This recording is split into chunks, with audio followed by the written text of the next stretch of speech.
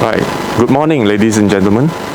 Welcome to Forum F2 entitled COVID-19 Lessons Learned. I'm the chair, Dr. Alan, your friendly geriatrician from Penang.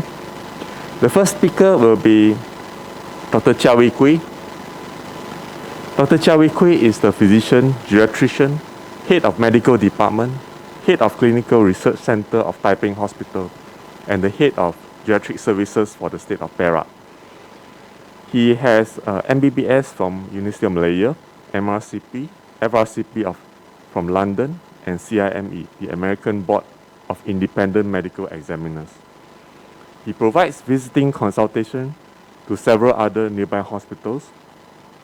He is active in patient support groups, namely the Diabetes Malaysia of Taiping, Perak Parkinson's Association. He is active in teaching both for public and healthcare professionals and has scientific publications both nationally and internationally. Let us welcome Dr. Chia Wee Kui, who will speak to us regarding COVID-19. Were the elderly left behind?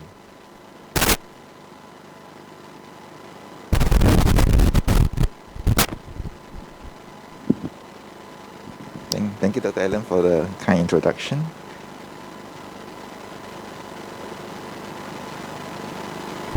Okay, so thank you for the audience, those at the site and also those online for choosing the Forum 2. And we'll be having three interesting topic that we will go through. And I will start off with this topic, where I think it's relevant to discuss during the COVID-19 pandemic. Although the title is a past tense, but I think we know that even as the Omicron wave may probably start to come down in a week or two, we know that in future there are possibility of other pandemic as well. So what have we learned from the previous years, and how do we go on from here?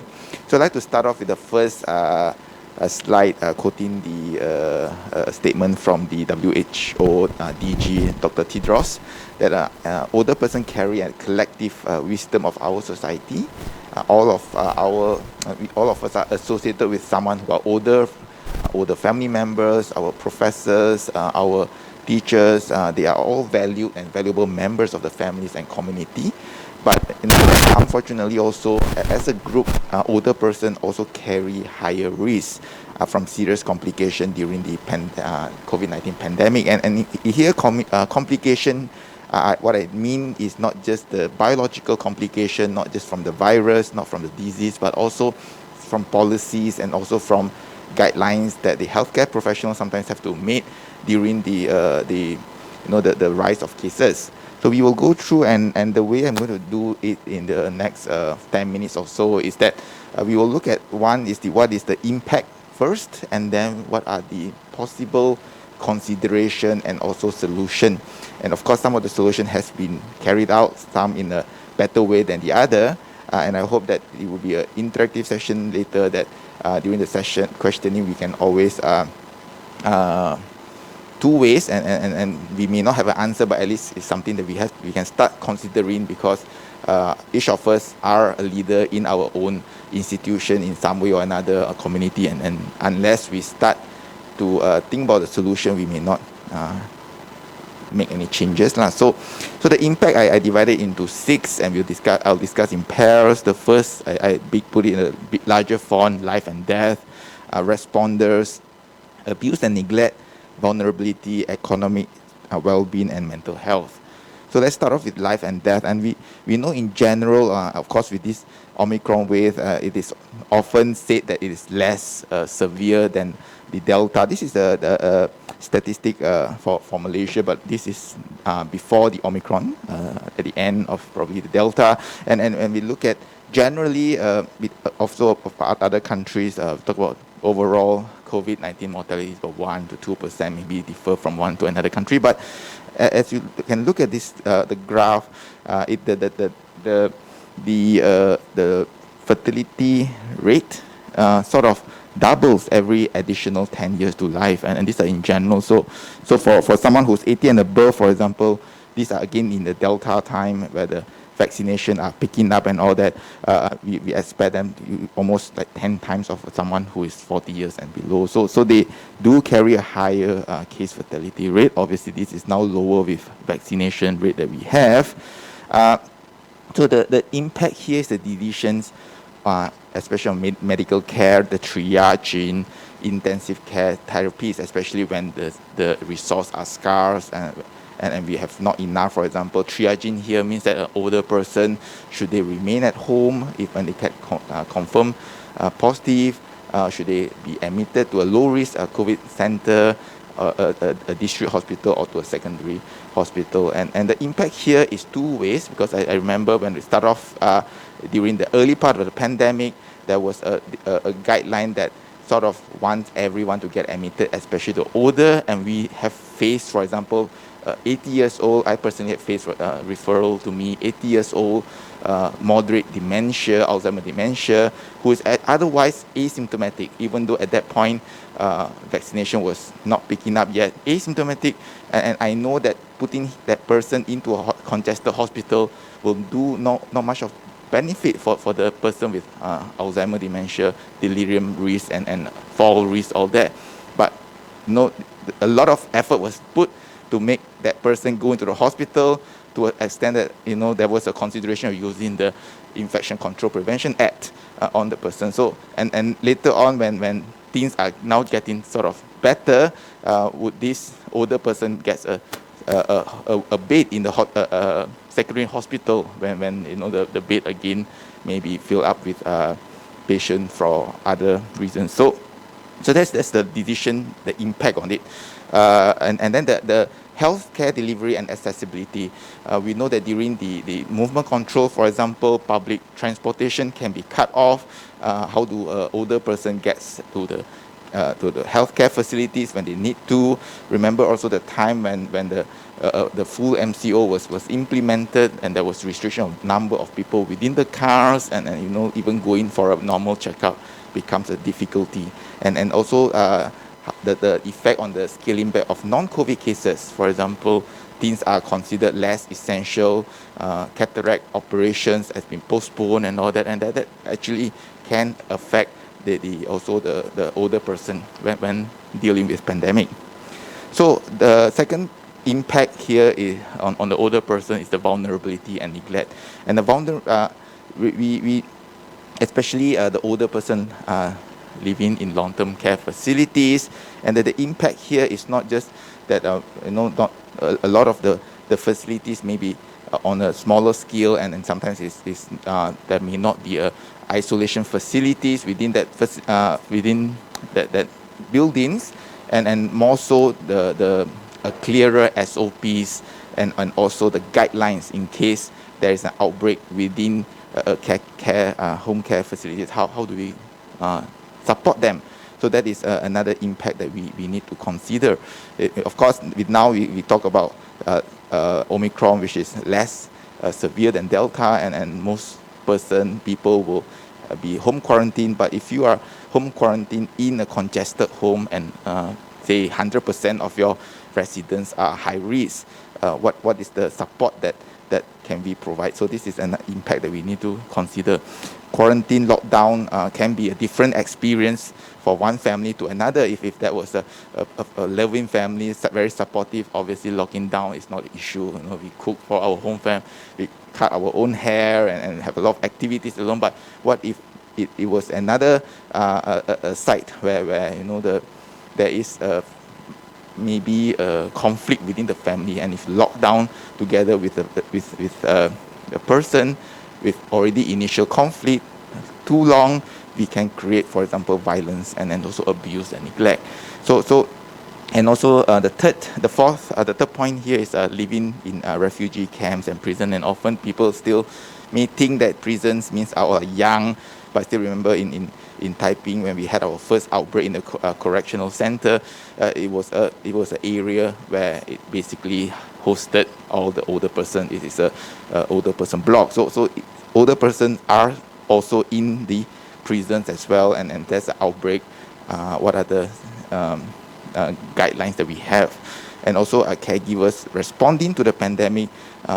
We also need to understand that older persons are also contributing to the pandemic by terms of volunteering work, for example, by terms of if a grandchild gets positive, sometimes the grandparents are the one who's caring for the grandchildren. So the responders themselves, they are also vulnerable because example is like if you have a child who requires hospitalization because they are not well, but the parents are not around, the grandparents is still status negative COVID. So keeping them together, the risk, how do we support them? So these are all impact to the older person. In terms of social economic, again, we know that many of our, mainly especially Malaysian, are not financially prepared when they go old, they become older, and that is also an impact, especially with the lockdown, and all the small businesses can be affected, and the adverse effect on the mental health from prolonged isolation. That also with reduced social activities, when every day looks the same, obviously sometimes you can have cognitive decline appearing much faster than it should compared to the past, because there's no more reference of, for example, weekly activity, sometimes religious activity that reminds us that this is which day of the day of the week this is, for example, Friday or Sunday, that it may also sort of been affected during the pandemic. Okay, so the early part of this discussion talk about the impact. Now we go through on the consideration and possible solutions. Some of them has been dealt with, but again in various degrees. Some are better, some are not so good. But I think it's important that we have an open discussion so that we can build the part which is weaker and strengthen the part which is very stronger. So the consideration here is that difficult healthcare decision, healthcare delivery, strengthening social inclusion, and integrating the older persons into socio-economic and humanitarian response, and also act through data and science. So the first part is the healthcare. Again, when for example ventilation are not adequately enough, beds are filled, what are the medical decisions that we made? Is very important that the decision has to be made based on clinical and ethical reason. It shouldn't be made because of, for example, oh, this person is 90 years old, therefore it shouldn't go to the ICU, for example. It should be because of the background, the comorbidities, and the medical condition that the person has before we make that decision.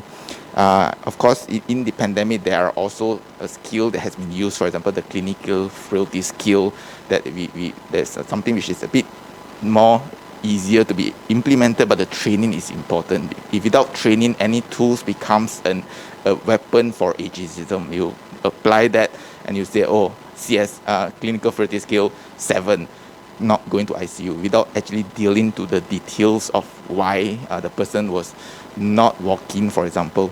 So a clearer policy and the guidelines for test and manage in the long-term care facilities. Of course, testing is very important.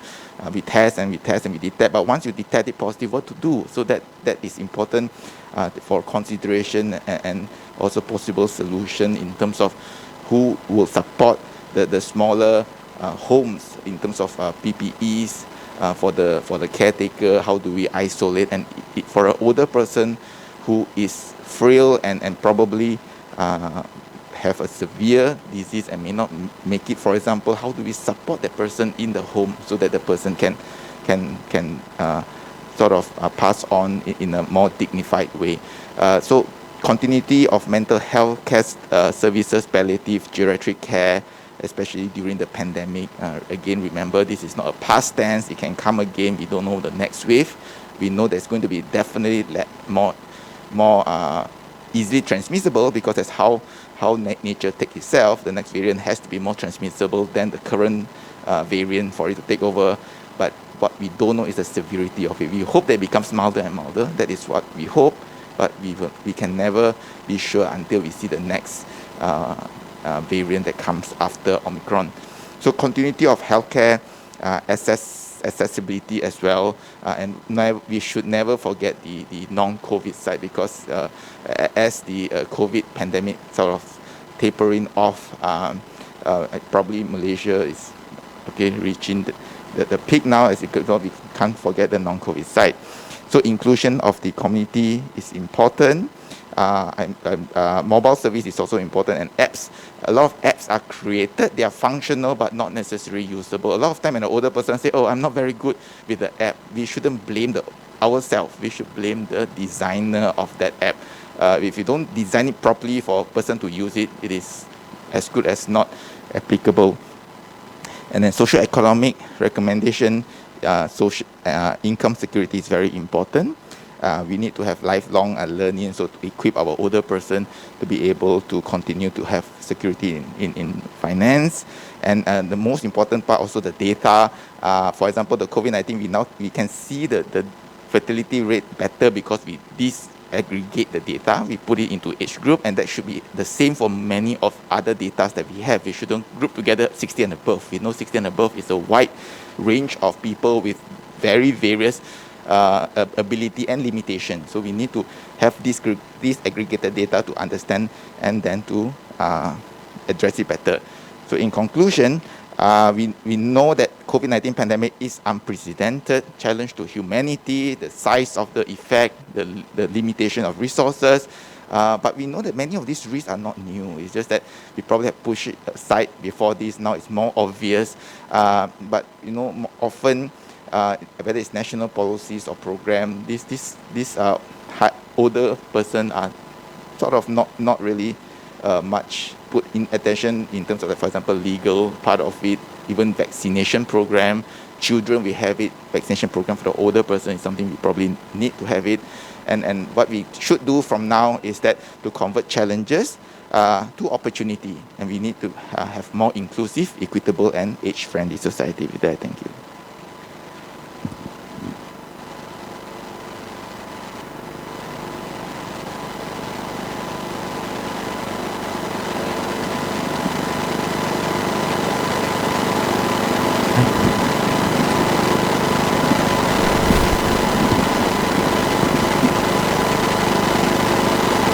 Testing.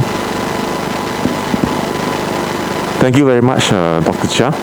We'll move on to the second speaker. Okay. Please keep all your questions until the end. We'll collect all the questions and type into the chat box. At 12:15, we'll be opening to everybody for the questioning. The next speaker.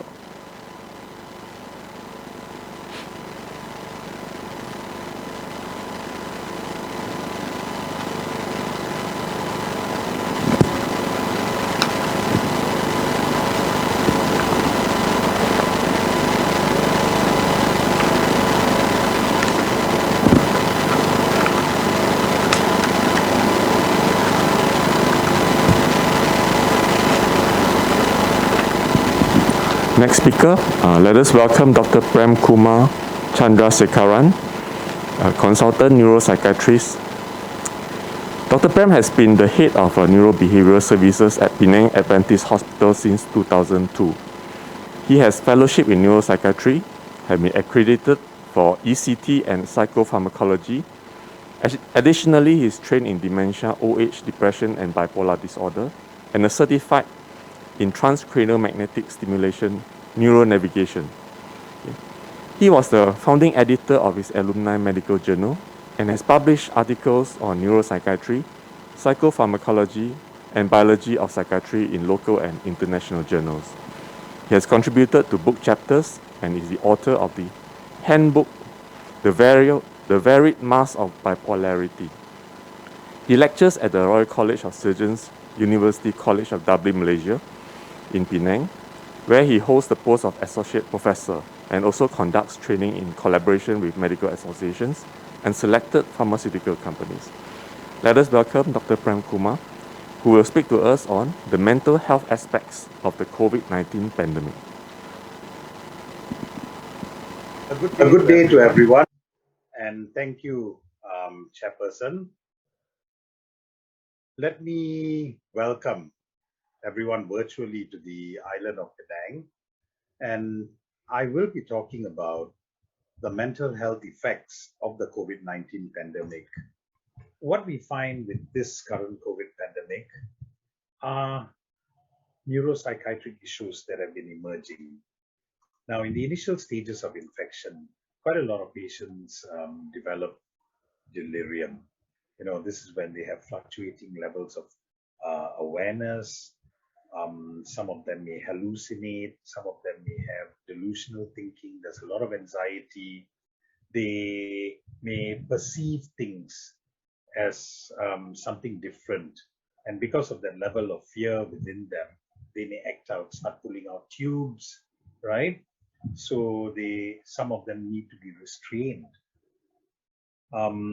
There was an author this year who found neurological and psychiatric complications in 153 people who were hospitalized with COVID in the UK.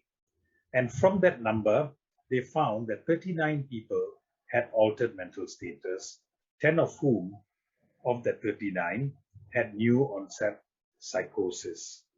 So what could be the possible biological mechanisms that have been spoken about? First is a direct effect of the virus itself, a direct neuronal infection, right? Secondly would be post-infectious neuronal autoimmunity.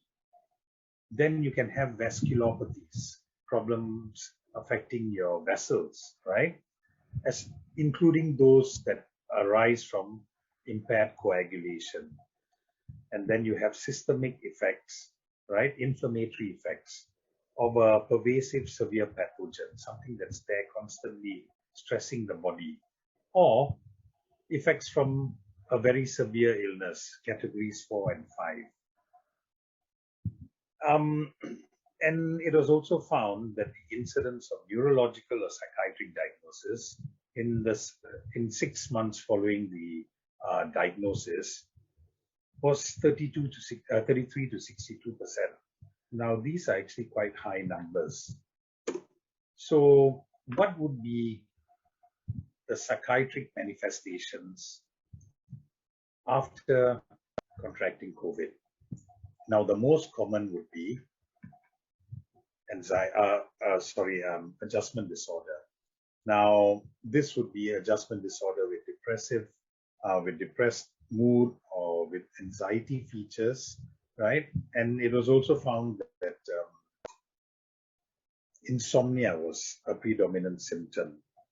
Then you have generalized anxiety disorder, and this was found to be the commonest disorder arising from an infection with COVID, right? An emotional response.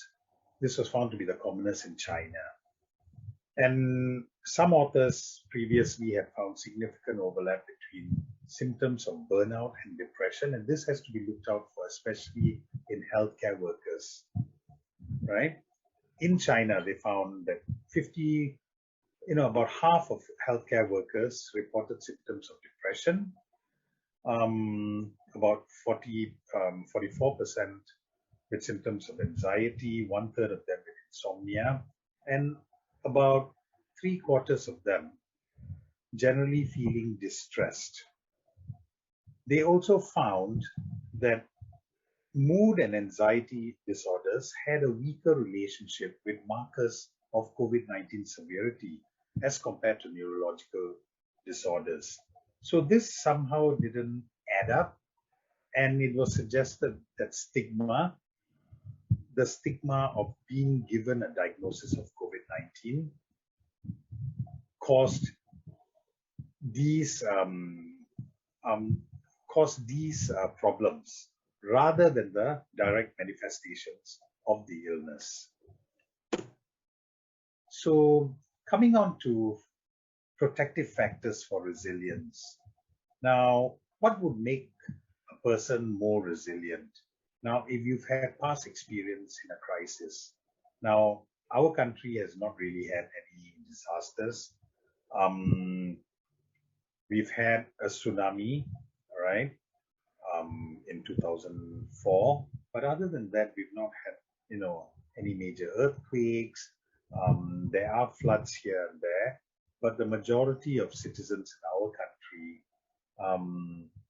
have not really had any experience with disasters. So there being none, initial denial is always very common. If there's an absence of or past history or family history of mental illness, yes, your level of resilience would be a little bit higher. If one has good pre-morbid coping skills, if a person has experienced loss of income, if they've experienced some amount of suffering or seeing the future as being uncertain, be it events that have happened in their lives, these would actually be protective factors wherein their resilience would be increased. If you have a good level, a good degree of self-awareness and mental flexibility, this will help you cope with such adverse conditions and being able to let go physically and mentally. Something happens or you encounter a death, instead of dwelling on it, we know that we are in a period where nothing is certain. We should be able to let go of these things. You go through your normal grieving process, but you have to let go after that. The ability to accept and sustain positive emotions, and to continue exercising, ensure a healthy diet, right, and get adequate rest. These are all protective factors, for resilience, and each one of them do play their own important role in their own way. Now, I would like to touch a bit on vaccination issues. We have had a lot of resistance towards vaccination, and although we do know that herd immunity is not something that we are going to aim for, especially with the variants that we have, the more people that get vaccinated, the better it is. All right. It's more for self-protection. But there is this thing called vaccine hesitancy, which is basically a behavioral delay in accepting or refusing vaccines despite the availability of services. Now, this is not a single entity, and this mindset has been going on for a long time. Some people postulate that it actually started during the times when witchcraft was being practiced. If you look at the history of this, and it is that kind of mindset that has been very anti-establishment and resistant to anything that has that is being advised by the government as something beneficial for communities. So this is not a single entity, but it's a continuum from refusal to complete acceptance. So when you have vaccine hesitancy, healthcare workers can expect anxiety and paranoia. What is actually important are to identify groups of people that should be given the vaccine, and patients with severe mental illness, SMI.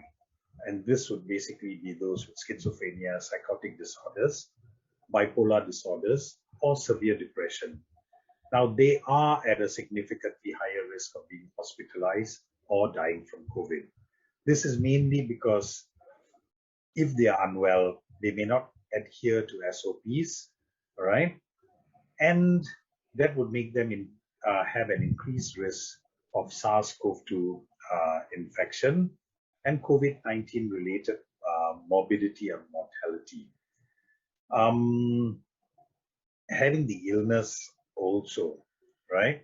Having living circumstances, their type of diet, a lot of them do suffer from metabolic syndrome, and having comorbidities also contribute to the risk of severe COVID-19 outcomes. So it is very important that people with these disorders are prioritized for vaccination.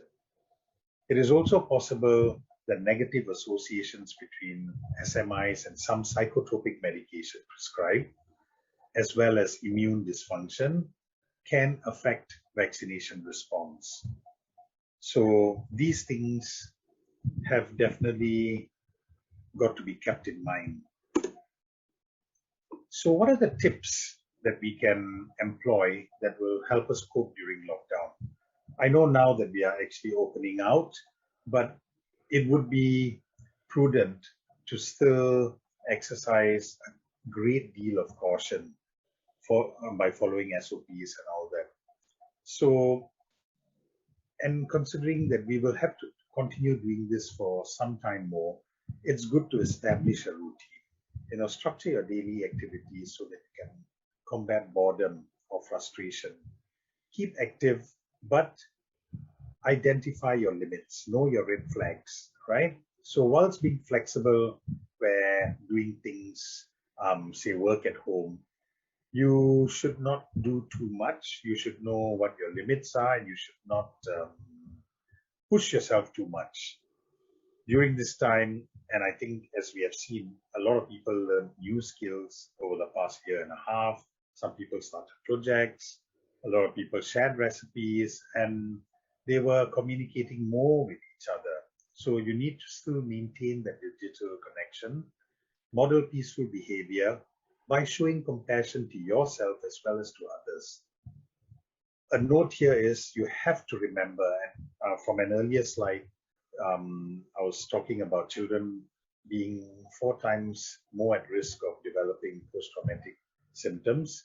Remember that kids get stressed also, and they do model after our reactions and our behavior to stressful situations. Stay informed, but do not overwhelm yourself. Please be reminded that news quantity is not equal to the threat size. Use reputable sources. Don't listen to what are said in dailies. All right. Spend less time on the internet. Go in when there is a purpose. And finally, remind ourselves why we are doing this. We need to still flatten the curve. We came close to it last year, and then we had the second wave. We have to be realistic, but we have to still maintain the big picture. We should be grateful, be guided by wisdom and logic, and focus on things that are under our control, such as our thoughts, our behavior, and try to avoid herd behavior influence. So there are some factors that are related to possible mental health issues, and what would be the strategies to curb their progression.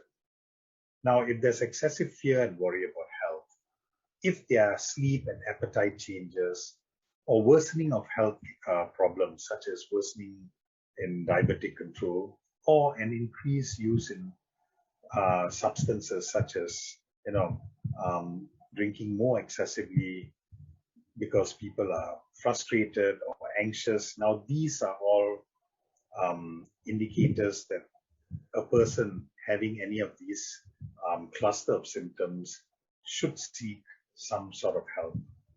Now, those at risk of developing depression or anxiety, or having a relapse of a pre-existing condition or worsening of medical conditions should reach out to befrienders or mental health professionals.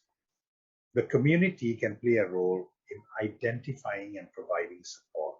So try to look around. There may be someone within your community who may be not handling things as well as we are. We should reach out and guide them to seek help. For those who are already in states of despair, either financially, emotionally, or socially, proactive intervention needs to be undertaken. So for that, you may need to intervene, and we call this crisis intervention. So establish coping skills, provide support, restore their levels of functioning, and finally, crisis counseling. So these can be done by relaxation therapy, keeping a stress diary so that you mark down what are the periods where you feel most stressed, and you can embark on relaxation techniques to combat those periods. And try to contain your worries, scan them. Tell yourself that you're not going to think about anything that's upsetting or worrying. Give yourself an hour, maybe in the evening, and thereafter you're not going to think about it. Even if you have not been able to solve the problem, push it forward to the next day. Say, I'll deal with it. That way your sleep can improve. People who need psychological support should be referred to psychologists. And for those who have developed frank disorders, they will need pharmacological treatment and need referral to a psychiatrist.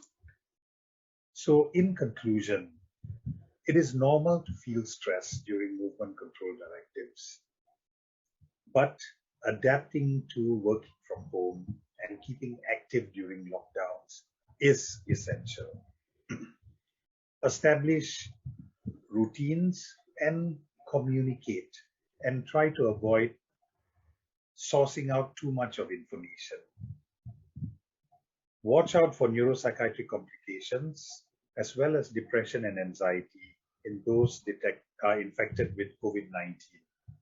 And remember, stigma is a huge issue and it needs addressing.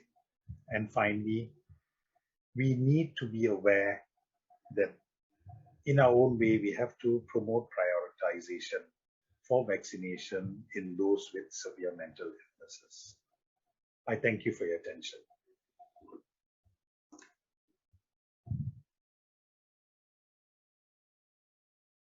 Next, we'll move on to the next topic, dilemma in COVID vaccination and treatment. Let me introduce Associate Professor Dr. Manoj Valapil, who is currently an Associate Professor and Clinical Lead for Microbiology at Perdana University, Royal College of Surgeons in Ireland, School of Medicine, Malaysia. He's also the Director of Intermediate Cycle for PURCSI program and the Chair of the Research Ethics Committee at Perdana University. After completing medicine, he undertook specialist training in clinical microbiology and virology in the UK and completed the membership of Royal College of Pathologists examination and obtained the Certificate of Completion of Specialist Training in 2000. Between the year 2006 and 17, he worked as a consultant clinical virologist for Public Health England and the National Health Service UK in Newcastle upon Tyne. His clinical interests include viral infections, infections in compromised hosts, and emerging infections. He has special interest in data science, especially microbial, bioinformatics, with respect to its clinical and public health application for the diagnosis, prevention, and control of infections. Let us welcome Associate Professor Dr. Manoj.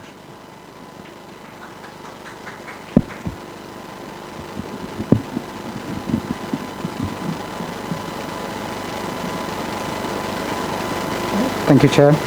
Good afternoon, ladies and gentlemen.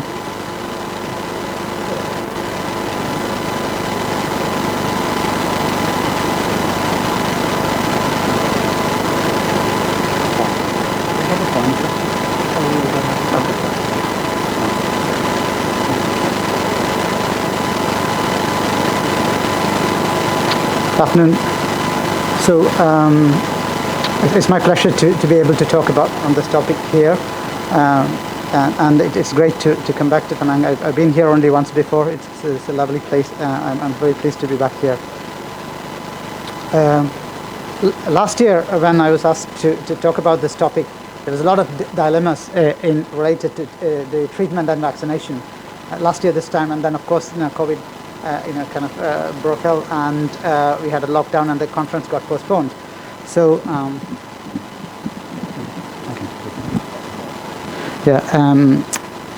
So subsequently things have changed, things have moved on. A lot of those dilemmas have been worked out and we're a bit more clear, but newer dilemmas have arisen.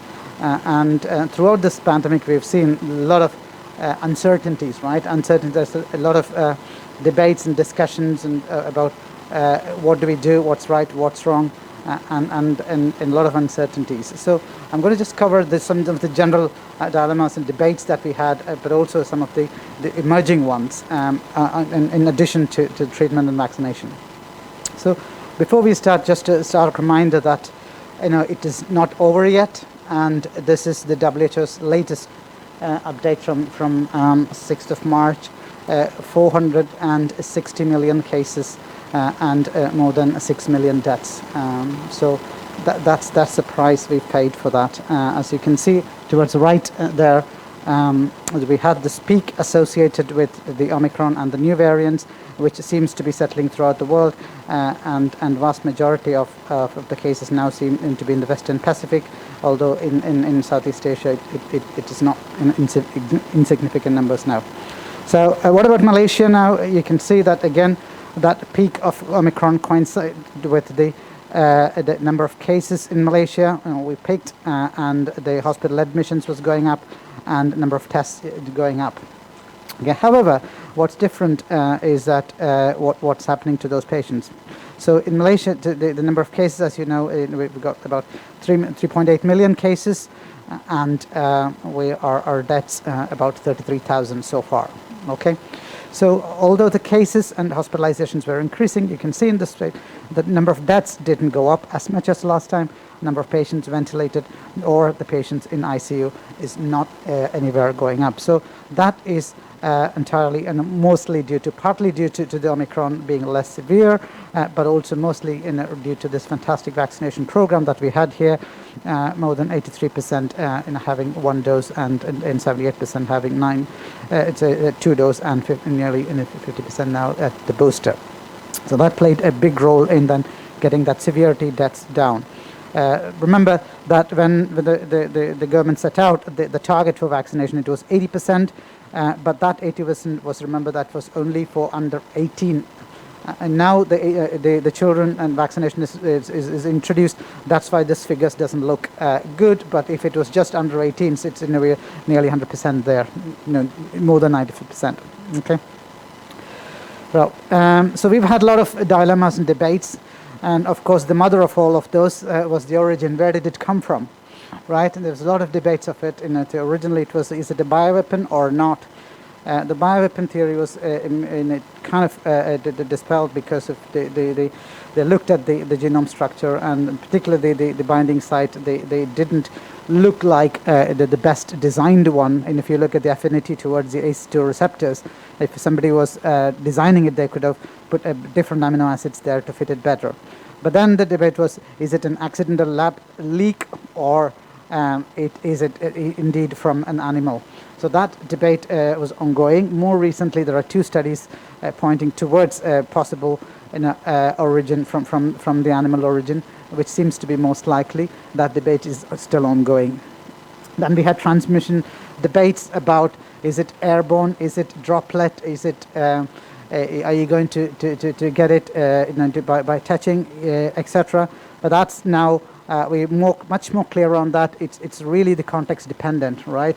It's ventilation dependent, and I'll touch upon that when we come to the next one, which is the social distancing debate. Not much this in Malaysia, but this is a big debate in the UK and some other countries where the new laws were introduced based on how much social distancing should be there, 1 meter or 2 meter, big debate. Now we know that it doesn't really matter. It is really dependent on the context in terms of, are we talking about vaccinated people? Are we talking about a variant circulating? Are we talking about indoor or outdoor? Are we talking about masked or unmasked? Are we talking about when ventilated or not? A lot of distance. So it is not a black or white saying the 1 meter or 2 meter. You can't be. So it's for horses for courses. So you have to look at the individual risk assessment for that case. So two people sitting without mask, and on a beach side and watching the beach, may be less risk than two people who are unvaccinated people sitting there, as opposed to who are vaccinated in a room and shouting at each other at much more risk, right? Even if they're vaccinated, as opposed to somebody who's just keeping quiet and unvaccinated, just looking at the beach where it's open air and wind's coming. The risk of transmission is low. So we know that it's really context dependent, but there was a lot of debate about this. Then, of course, the debates about the masks. Is the mask Which mask, one mask or two masks, face covering, again, context dependent. Are we talking about you spreading to the others, or are we talking about you getting it from somebody, right? So what we know now, that the evidence, overwhelming evidence, is any face covering will reduce spreading to others. If we are talking about getting it from somebody else, then it's really dependent. If it's healthcare workers, for real, dependent upon which context you are, it could be a 95 or K95 or surgical masks. But any face covering is going to reduce the spread, particularly if you're living in a context there where you are actually living with vulnerable people and you're positive. And if you're just wearing, even if you don't have the mask, some sort of face covering is going to be protective for the older people who you're living with. So that's important. Then that's which mask, herd immunity, big debate, saying that, I'll touch upon this in the next slide, whether we're going to get herd immunity if you let everybody get the infection and then we'll all be fine. But that didn't turn out to be. That was a UK making, but unfortunately didn't. And we had many other dilemmas and debates. But the most recent one, most important one now, which don't have quite answer, is about the long COVID. What do we do with the long COVID, right? There are a lot of people out there who are getting the long COVID jumps. Okay, it's becoming clear. The exact mechanism is unclear. There are more than 100 separate symptoms kind of described for it, and it's increasingly becoming that they need probably lifelong. There's a range of symptoms, but those who are severely affected probably need long-term services in a family medicine based, with the input of specialists, enabling them to look after themselves, enabling to carry on. But we don't have the exact mechanism or cure yet. Okay, that's a dilemma. The big dilemma now. Moving on, we know that the vast majority of the patients have mild, moderate disease, and then only small proportion had severe disease, and out of which the people have critical, and only a small proportion of that will die. This may change with the variants, and the newer variants would be slightly different, but broadly that's the principle, which gave a false kind of security to people, thinking, okay, this vast majority of the people are mild, therefore. Particularly this, because I was closely following the UK politics there. Their view was that this mild disease, it is only about 1%, 2% going to die. Therefore, we'll just let everybody get it. Therefore, everyone gets herd immunity, and therefore we'll be fine. So that's what happened in the UK last year. However, the reality is that I'll just explain the slide. So if you have a virus that has got a small kind of percentage of death rate associated with it. But if it is, imagine a situation where two other viruses coming along. One is 50% more lethal, like it will kills more, but it doesn't spread, right? It kills 50% more people. But another virus which is 50% more transmissible, but it's not as much killing. Okay, so which one will kill more, right? People ordinarily would think which is 50% more lethal is going to kill more, right? That's not right. Because if you look at a population level, initially when you start off with 50%, the more lethal ones will be killing more. But that is not transmitting to the community. It's only limited population, right? So of 10 people, it's only going to get to 100,000 people, and out of which a small proportion might die. They are 50% more transmissible, even if it's low virulent, it's going to spread to hundreds and thousands, and 1 or 2% of that is going to be big numbers. That's what's actually going to fill your hospitals, fill your ICUs, and deaths. So that's what completely got wrong in many parts of the world, and it was too late before people thought, and that kind of thinking is not going to be helpful. Now moving on to our treatment, just to understand the pathogenesis before we go into treatment. So when you get an infection, during the pre-symptomatic phase, the virus it multiplies in the body, the RNA or virus genome increases, and then later on this is your antibody response coming up here. Then most people will get a mild illness. A small proportion then goes on to get severe illness. Here, the viral genome will not come up; it will, it come down. It might go continuously increased, or even if it comes down, some of you will get increased illness because of your immune response, body's immune response actually damaging. So, before we go to the treatment slide, it's important to understand in this stage here what you want is a treatment is to replicate, to inhibit the replication against the virus. Here, if the immune system is in this stage, the immune system is actually causing damage, you want something to suppress the immune system. So depending upon the stage, the type of treatment is different. Okay, so what do we mean really by severity? So this is the WHO definition. In different countries, again, they have different classification. Here we have, I think, 1 to 5 stages, but broadly, there's severe and non-severe and severe. Severe, what we mean by is in non-severe is the absence of signs and symptoms. Severe means low oxygen saturation, high respiratory rate, and so on. Critical means somebody who needs really ITU support. Okay, so when this all kicked up in 2020. We didn't have any drugs, so a lot of proposals were made in terms of drug targets based on repurposing the drugs.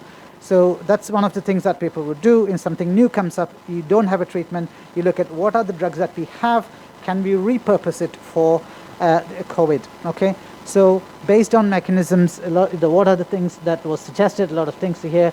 They based on spike, it was ivermectin was one of the big things.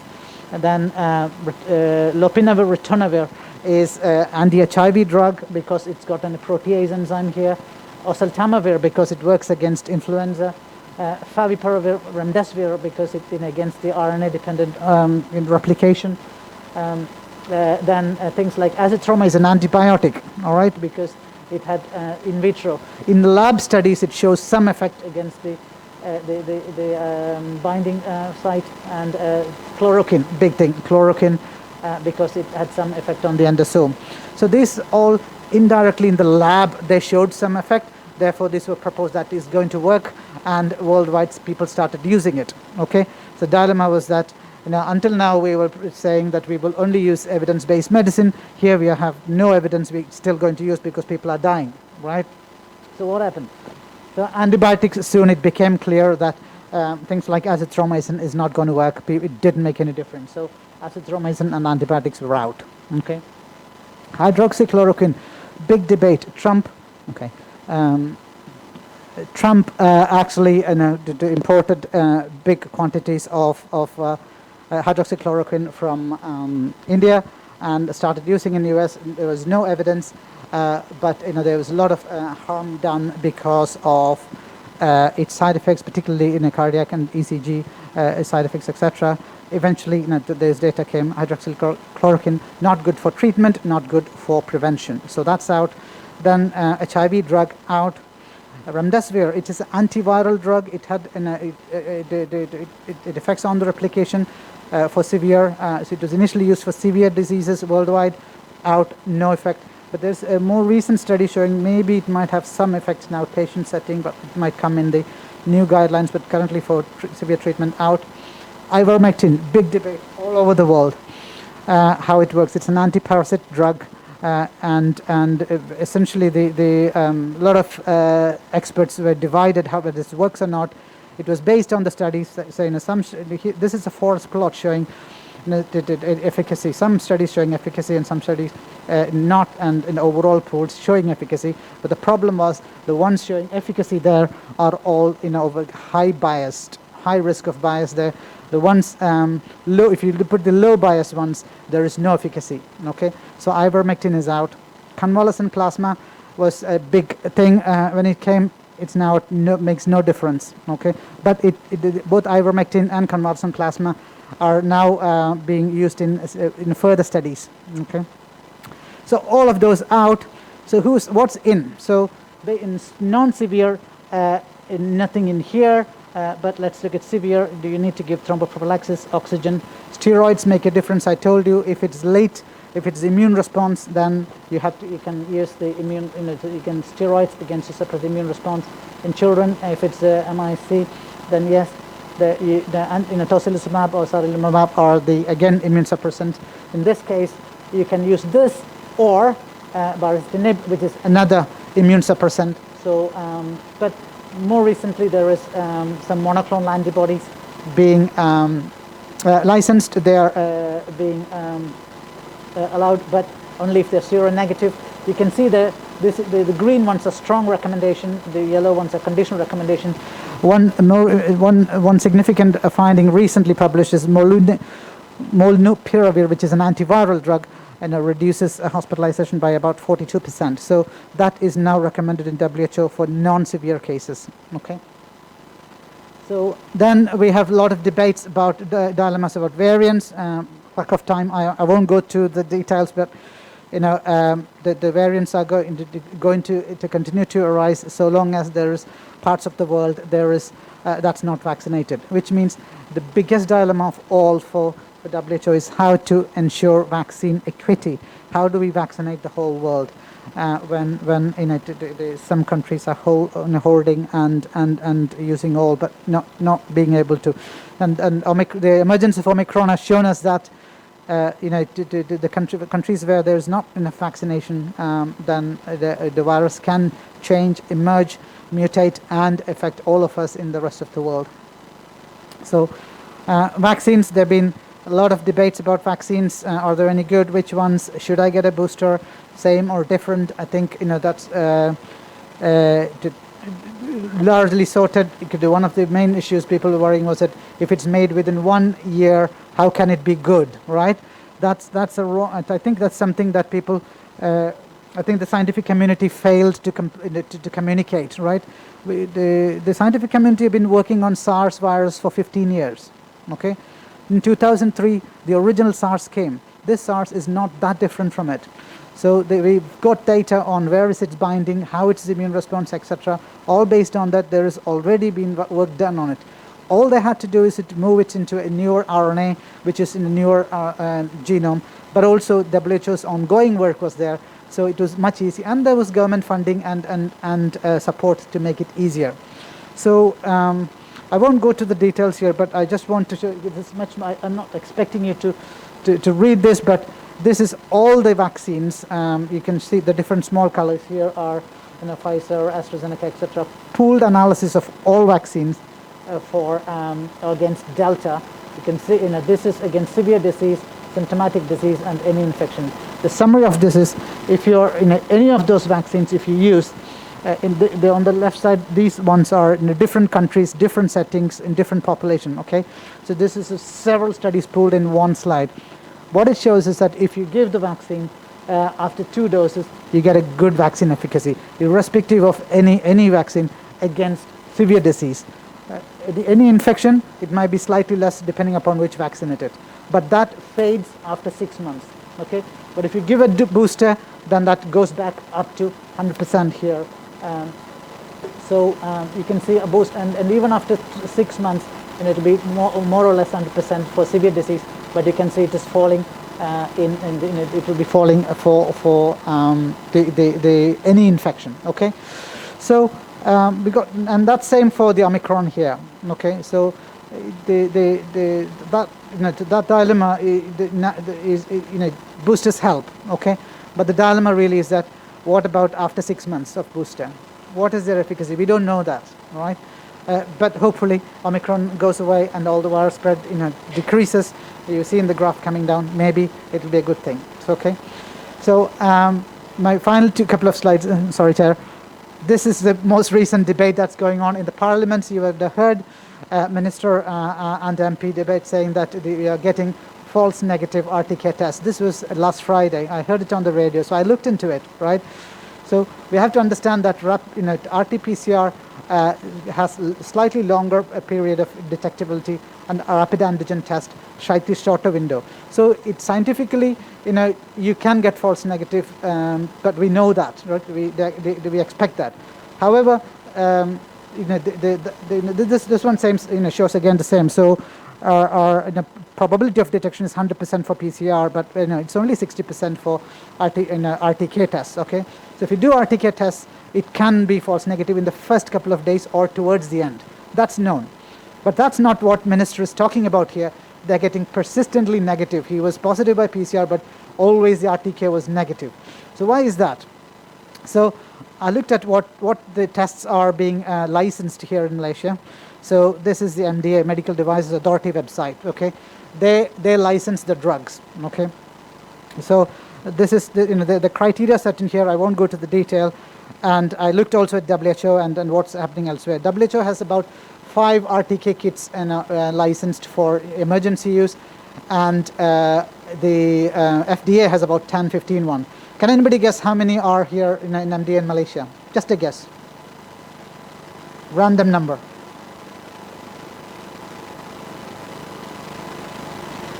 This is the number at the bottom right there, bottom left. There are 125 different kits, okay, in Malaysia. This is on the MDA website, okay. Many of them never heard before, okay. Some of them, I say it's Maystar Beauty.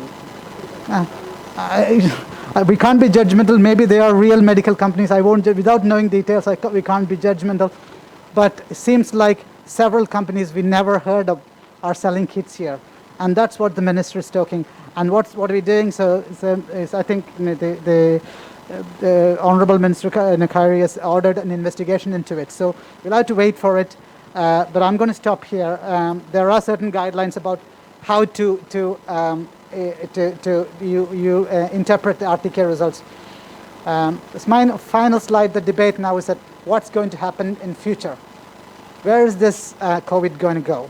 Okay, this is WHO's scenario saying maybe it will become endemic like another coronavirus, and we will live with it.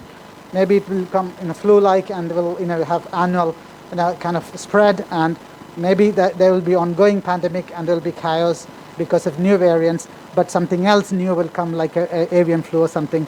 I want to believe that probably scenario 1 is the most likely, but we don't know. So I'll stop there. Thank you.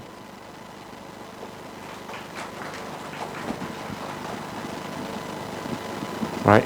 Thanks to Dr. Chia, Prof. Prem, and Prof. Manoj for the wonderful talk. I'm afraid we don't have any time at all for any questions. Please approach them personally after this to ask. You're all invited to move to the main hall for the next event. Right. Thank you.